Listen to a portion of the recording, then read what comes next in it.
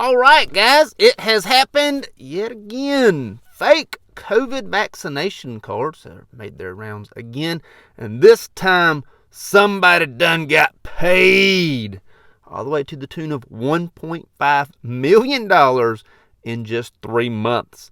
That's some righteous bucks. Up there in New York City, 2 female nurses were accused of selling fake COVID vaccine cards for $220 a pop for adults and something like $85 for pediatric patients.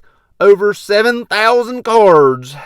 Comes to the tune of $1.5 million. $900,000 in cash money was found between these 2 individuals.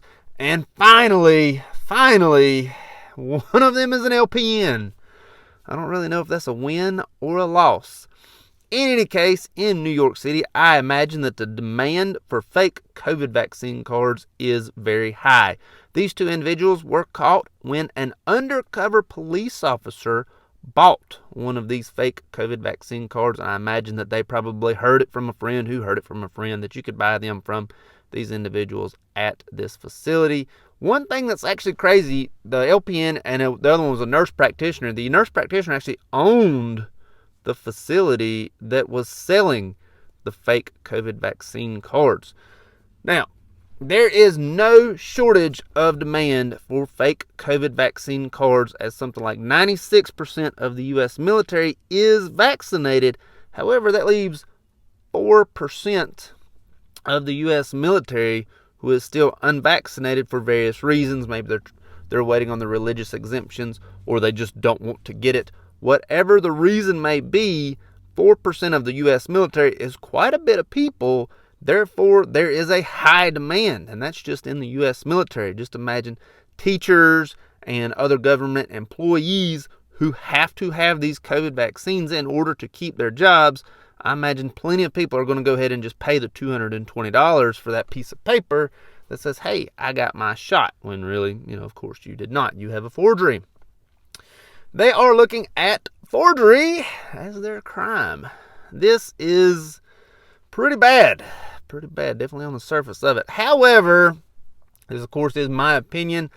I believe that rather than forcing everyone, saying, hey, this is a mandate, you have to do it, I believe results will be better if, rather than forcing everyone to get the vaccine, if we strongly suggested and continued to educate everyone on the benefits of the COVID vaccine. However, leave the ball in some people's court. Because in my opinion, I believe many individuals are not getting the vaccine simply because it is required. Some people think, hey, I'll do anything until you make me have to do it. If it's a volunteer basis, I imagine some of these individuals would probably go ahead and get it. We're also not pushing the education. What we are pushing is, oh, Fauci said this, and then somebody else is commentating, oh, but Fauci's probably wrong because he was wrong about this and that and the other. And no one's really just pushing cold, hard facts. We're just going to talk trash about what Fauci has and hasn't said.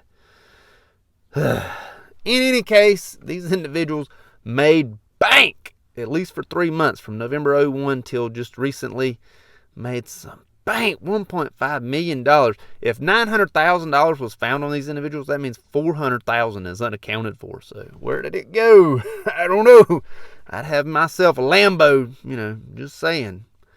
In any case, this is probably going to continue to happen until one of 2 things happen. Either the vaccine mandate is no longer a mandate, and this is no longer a punishable crime, and you don't lose your job for not getting vaccinated, which I imagine a lot of people are.